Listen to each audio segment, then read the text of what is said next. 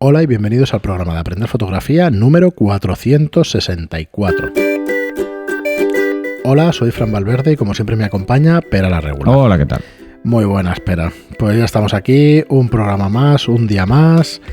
Y recordaros como siempre, antes de ir con nuestro contenido del programa, que tenemos la plataforma aprenderfotografía.online. Esto es una web donde podrás aprender fotografía de la manera más fácil y más rápida, a través de videotutoriales. Este es el Netflix, este es el auténtico Netflix de la fotografía. Ahora lo has dicho, ¿ves? Es que no nos podíamos aguantar. Sí, no nos podemos aguantar porque además es que es así, ya son 33, 34 cursos los que hay y bueno, hay muchísimo contenido, más de 300 clases, más de 100 horas de fotografía que no te vas a poder acabar en una tarde. Van a ser muchas tardes de aprendizaje.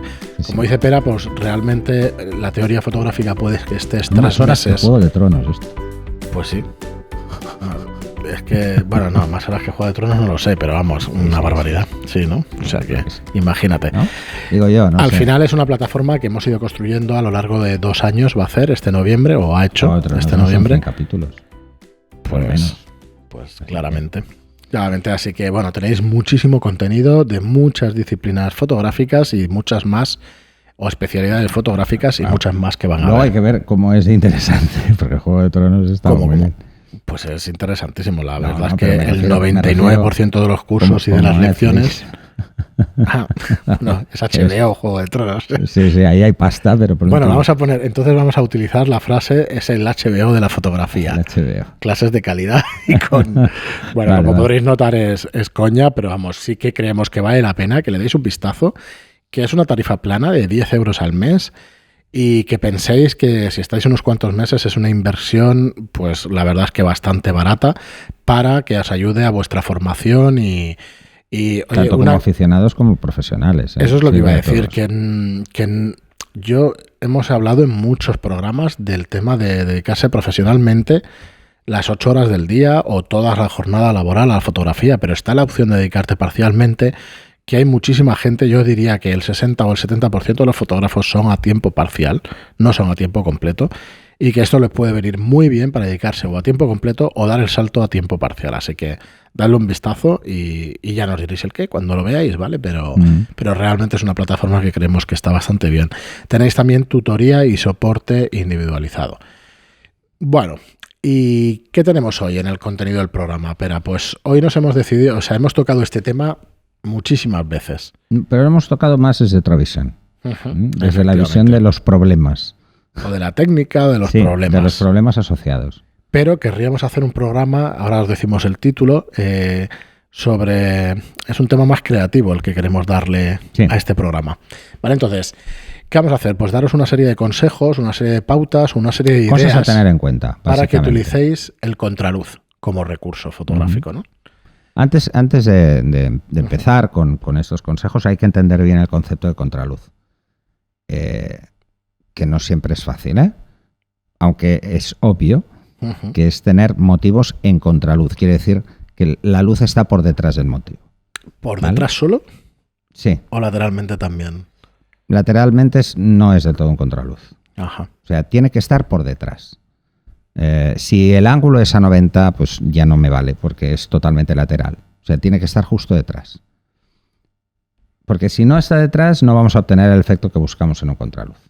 Cuanto más alineado esté mi cámara, el motivo y la fuente de luz, mejor. Un contraluz puede ser con luz natural, del sol, por ejemplo, o con luz artificial. Eso da exactamente igual.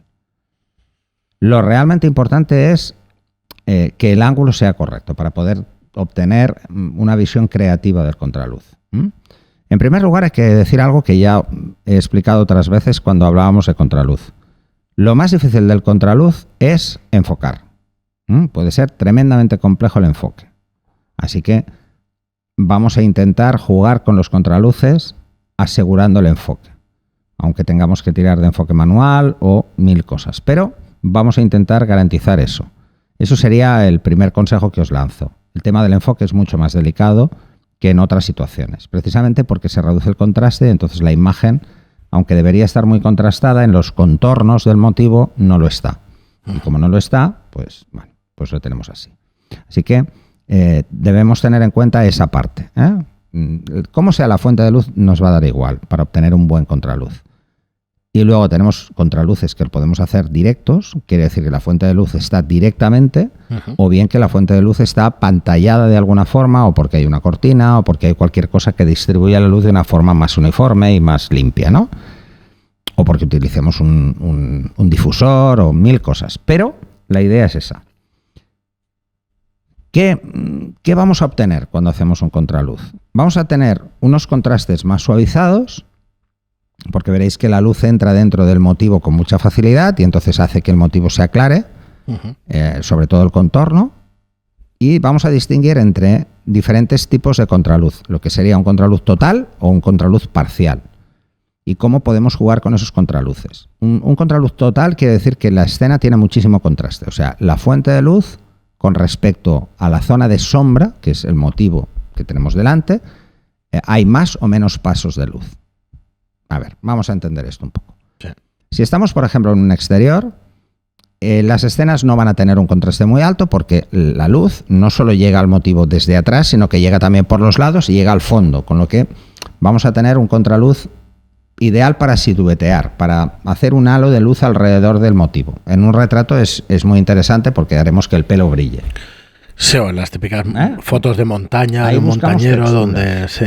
Buscamos el hecho de buscar el detalle de la textura. Si vamos a hacer un retrato, pues hay que ir con cuidado y, por ejemplo, lo ideal sería que la persona esté de lado para que al menos veamos bien la silueta. Eso sería un contraluz en el cual podemos tener un cierto relleno natural, o sea, quiere decir que parte de la luz vuelve al motivo y no lo vemos oscuro. Y luego el total sería poner a esa persona en contraluz con una fuente de luz artificial para que siluete, solo haga la forma. La forma quiere decir que el motivo se queda negro. Eso sería un contraluz total. O bien alguien que tenemos en una ventana. En el interior hay muy poca luz y en el exterior hay mucha luz. Así que ahí tendríamos el efecto silueta con más facilidad. Si, por ejemplo, tenemos esa ventana y tenemos una cortina, volveríamos al primer caso. Sería parcial, porque dentro tenemos una luz más suavizada y fuera no vemos toda la luz porque hay una cortina que hace de difusor. ¿Qué vamos a buscar entonces con esto? Una de las cosas que garantizan el jugar con el contraluz es que da un toque romántico a las fotografías.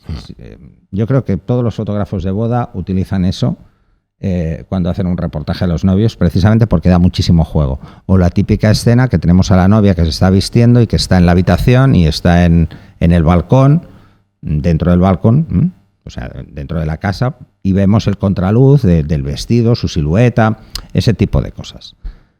Ahí vamos a distinguir entre cómo podemos conseguir los mejores resultados, pero esa es una de las ideas más utilizadas. O la típica pareja en un campo, que tenemos la luz iluminando el pelo por detrás. En mi caso es más complicado, porque no quedo igual. Cada vez tengo menos pelo también. No quedo igual. Y luego hay otros efectos creativos que pueden ser muy interesantes, así que voy a intentar enumerarlos, cuáles son las cosas que deberíamos tener en cuenta. En primer lugar, vamos a utilizar una medición puntual. Espera, antes de que vayas a los puntos concretos y eso. De hecho, el romanticismo está bien y crea eso, pero cuando sacamos otro tipo de motivos también podemos estar hablando de que, lo diré mañana, de que tiene frescura y tiene naturalidad la imagen. Bueno, ¿no? Porque no se ve artificial porque aparece el sol como... A ver, lo más importante de un contraluz es que trasladamos todo el peso de composición de nuestras fotos a la luz. La luz es la que tendrá el peso y por lo tanto la composición suele ser más compleja. Componer bien un contraluz es más difícil que hacer una foto convencional con la luz a mi espalda. ¿Por qué? Porque vamos a jugar con eso. Por ejemplo, si tenemos un contraluz donde el sol entra realmente, vamos a tener zonas rotas de luz. Y eso no va a quedar bien. Hay que ir con un cierto cuidado. Hay que ver cómo jugamos con el encuadre. Si tenemos el sol, por ejemplo, totalmente en la espalda del motivo y aparece, va a romper el motivo. Va a parecer que es un santo, que tiene un halo alrededor y va a quedar muy bestia, ¿no? Pero básicamente lo que nos va a transmitir es esa sensación o romántica cuando es parcial. Cuando estamos en un exterior y jugamos con el sol está más alto, por lo tanto el contraluz no es directo, sería un parcial casi porque está más alto. Entonces no va a romper el fondo, vamos a tener luz también delante, vamos a ver la cara con facilidad, no va a ser un completo, como decía antes, y eso nos va a dar diferentes visiones. Cuando es totalmente completo, que es una silueta, suele trasladar mucho más un aire de melancolía incluso, ¿vale? Típicas escenas, pues, de alguien mirando a través de una ventana donde vemos solo la silueta, vemos su perfil, prácticamente no distinguimos nada más que su perfil y es como melancólica, está viendo a través de la ventana pues la vida pasar, ¿no? De alguna forma. Esto tenéis un ejemplo muy bueno en un contraluz muy logrado con una de las fotografías que hizo Anne Leibovitz a la reina Isabel II en Palacio, que juega de forma magistralmente con el contraluz y al mismo tiempo ilumina el primer plano para que se vea, ¿no? Esa mirada al exterior jugando con el contraluz es muy intensa como mensaje. En primer lugar, vamos a esos consejos, ¿no? Sí. Primer consejo, medición puntual. Si queremos un contraluz tenemos que medir el fondo. Siempre tenemos que medir dónde está la luz, no medir a la persona, porque entonces no obtendremos un contraluz, reventaríamos el fondo. Así que vamos a exponer siempre al fondo. Por lo tanto, debemos medir el fondo. Así que una medición eficaz es una puntual. Es medir el fondo. Si nuestra cámara no tiene medición puntual, es fácil. Le decimos a la persona que se agache o nos vamos un paso a la derecha, medimos el fondo con la matricial, bloqueamos la medición y ponemos a la persona. Reencuadramos para que aparezca. Para que no la tenga en cuenta la medición, ¿eh? Si usamos programas automáticos, pensar que si no bloqueamos no lo va a hacer bien. En segundo lugar, podemos jugar o no con el flare, con los halos. Si queréis jugar con los halos, depende de lo que tengáis, no van a aparecer con facilidad, ¿eh? Si tenéis, por ejemplo, un filtro, van a aparecer halos rotos, no se va a ver bien. Ya sabéis que yo odio los filtros. Quitar filtros y quitar el parasol. Entonces, si quitáis el parasol, estáis forzando el flare. Es fácil que la luz lateral me provoque esos halos que pueden ser muy bonitos en una foto de contraluz, ¿vale? Así que ese juego con el flare siempre puede ser muy interesante.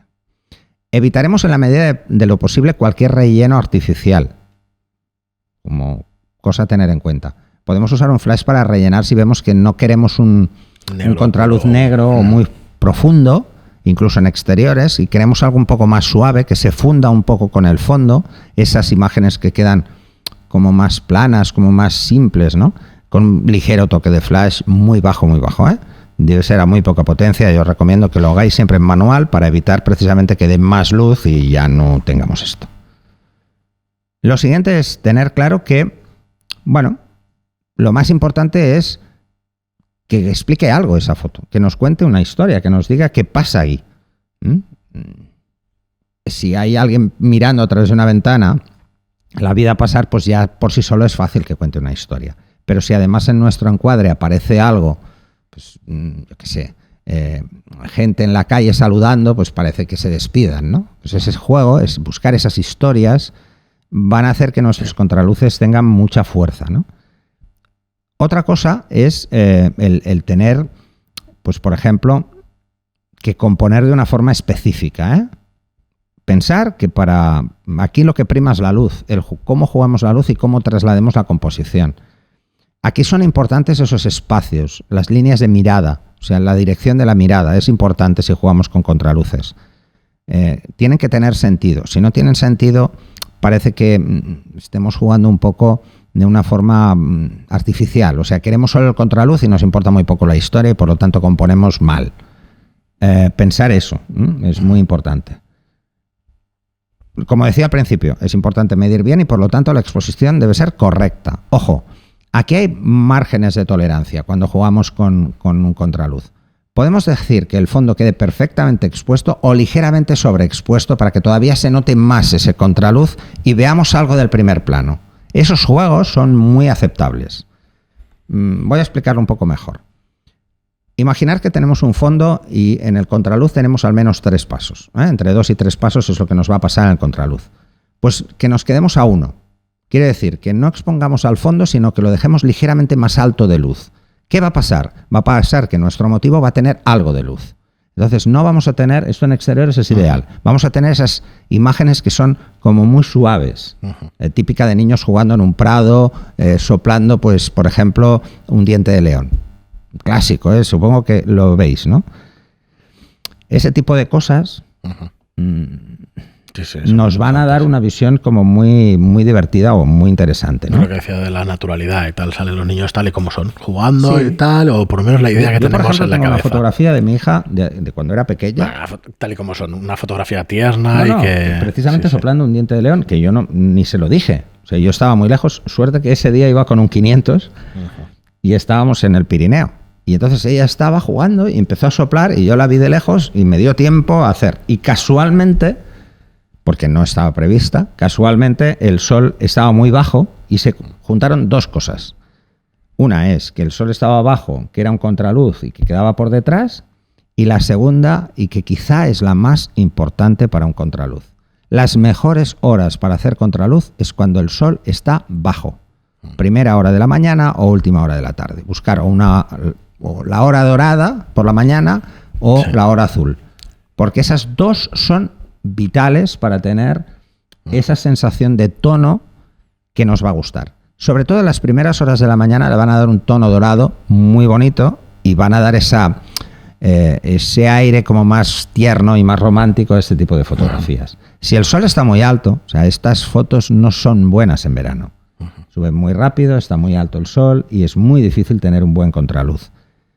Ahora es el momento de hacer buenos contraluces. Otoño, invierno, primavera, ya cuesta un poco más. Entre otoño y primavera cuesta más. En invierno es mucho más fácil. Ahora hay que levantarse muy pronto, porque el sol sale antes, ¿no? Pero son ideales para hacer este tipo de fotos. Esto que se suele decir, ¿no? Que el invierno parece que no nos sirve para nada, pues no, para esto sí. Y luego la hora azul es muy pronto, con lo que no tenemos que esperar mucho. O sea, a las 5 de la tarde ya estáis ahí, ya podéis hacer fotos. Y serán unas fotos diferentes, ¿eh? Tendremos esas fotos con unos tonos muy marcados. Los ejemplos quizá más claros que os vais a encontrar es en las ciudades. Si estáis en una ciudad y estáis en una calle medianamente estrecha con el sol muy bajo, os daréis cuenta de que la parte de abajo, cuando el sol entra recto, está toda la calle iluminada y las paredes las vemos oscuras. Jugar ahí con personas da una sensación muy interesante. Porque vemos la sombra, jugamos con el contraluz y os daréis cuenta de que es mucho más sencillo componer que en un paisaje donde no hay nada más. Y que además, si vivís en una ciudad, encontrar un prado verde ahora va a ser un poco complicado. Sí. O con flores. Por eso os decía, esas son para la primavera. Las de los niños jugando, pues sí, en la primavera. Ahora, ¿qué podéis buscar? Podéis buscar los contraluces de un bosque con la típica foto de otoño, jugando con el contraluz. Os vais a encontrar, pues eso, los árboles menos poblados de hojas, los contraluces van a ser más bonitos, va a aparecer... Podéis incluso mezclar los contraluces con lo que se llama naturaleza muerta, que son esas hojas en el suelo. Os va a dar mucho juego, pero buscar sobre todo esas horas, las primeras y últimas horas del día. Son las que más os van a dar. Las primeras es mejor porque os dan ese tono más de calidez y cuadra mucho más con la típica fotografía de esta época del año. Muy bien, Pera, pues la verdad es que para mí bastante interesante, porque es verdad que siempre hacemos las cosas desde el punto de vista de la técnica. Hay muchísimos que hemos hecho programas de creatividad y eso, pero este me parece que es interesante para buscar esas fotos más creativas y más... Yo creo que aquí lo realmente importante es que le perdáis el miedo a este tipo de fotos. Mucha gente no las hace porque les da un cierto miedo, ¿no? Cuando realmente las hace, se da cuenta de que, pues podía haberlas hecho antes, ¿no? Sí, sí. A mí me gusta mucho jugar con el contraluz, pero porque a mí me gusta mucho jugar en blanco y negro y jugar con las sombras. Entonces, a mí, la época del año en ese sentido, cuando juego con personas, porque yo soy retratista, está claro, me interesa mucho más esas transiciones de contraste.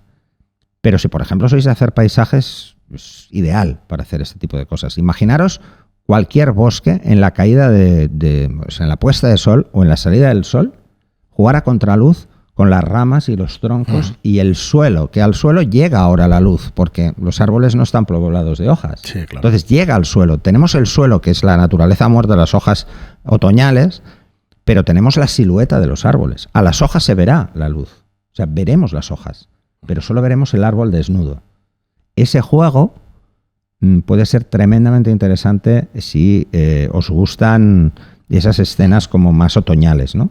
Está muy bien jugar con el sol luego cuando está más alto, en vez de en contraluz, hacer lo contrario para buscar el paisaje, ¿no? Pero probarlo al revés, probar al revés. ¿Por qué os digo a mucha gente le da miedo? Antes esto en químico era muy difícil porque los márgenes que teníamos en rango dinámico eran muy cortos y entonces jugar bien en contraluz lo complicaba. Pero hoy en día, con las cámaras que tenemos, que tenéis más rango y que podéis coger mucho más, el margen de error es mayor, así que podéis experimentar diferentes situaciones. Otra cosa que os recomiendo, que quizá no lo veréis en guías que hablen de estas cosas, ¿no? Es que uséis el bracketing. Que no os quedéis solo con una foto. O sea, que hagáis un bracketing, que le digáis a la cámara que dispare 3 fotos, por ejemplo, con un cambio de exposición ligero. No os vayáis a un paso, sino iros a 1/3 o 2/3. Porque así os daréis cuenta de dónde os podéis cometer errores, porque a veces un error es insalvable. Nos hemos ido tan al límite en luces o tan al límite en sombras que no. No para hacer un HDR, no. Es solo para que veáis cómo podéis ir corrigiendo vuestra forma de medir hasta mejorar. Y entonces el bracketing os va a ayudar a escoger quizá, si siempre escogéis la de 0, o sea, la que dispara primero, es que lo habéis hecho bien de entrada. Pero si cogéis la segunda o la tercera, es que igual os habéis quedado cortos, os habéis pasado. Entonces os puede ayudar a afinar o incluso a recuperar zonas que podíais perder. ¿Para qué es muy interesante? Pues, por ejemplo, si queremos hacer un contraluz en el cual queremos recuperar parte de la zona de sombra. Si es un retrato, sobre todo. Parte de la zona de sombra, porque podremos jugar con las dos fotografías y solo recuperar las sombras de una foto con una exposición más lenta y ya está. Muy bien, Pera, pues bueno, vamos a dejar este tema aquí, a ver qué nos proponéis, qué dudas salen de estos contraluces. Y bueno, para los próximos programas tendremos alguna novedad, queremos anunciaros alguna cosilla, queremos empezar a retomar actividades que hacíamos hace unos meses y eso, y que hemos dejado un poquito de lado, pero no vamos a explicar nada en este, lo dejamos así con el hype en todo lo alto para los siguientes, ¿vale? Porque bueno, estamos... van a esperar. Bueno, ya iremos viendo. Sí, van a esperar un par de días. El programa de lunes, o sea, el miércoles más o menos lo sabréis. Así que nada, muchísimas gracias a todos por estar ahí, muchas gracias por escucharnos, por seguirnos, por vuestro apoyo, por los comentarios, por vuestras reseñas de 5 estrellas en iTunes y por vuestros me gusta y comentarios en iVoox. Gracias y hasta el próximo programa. Hasta el siguiente.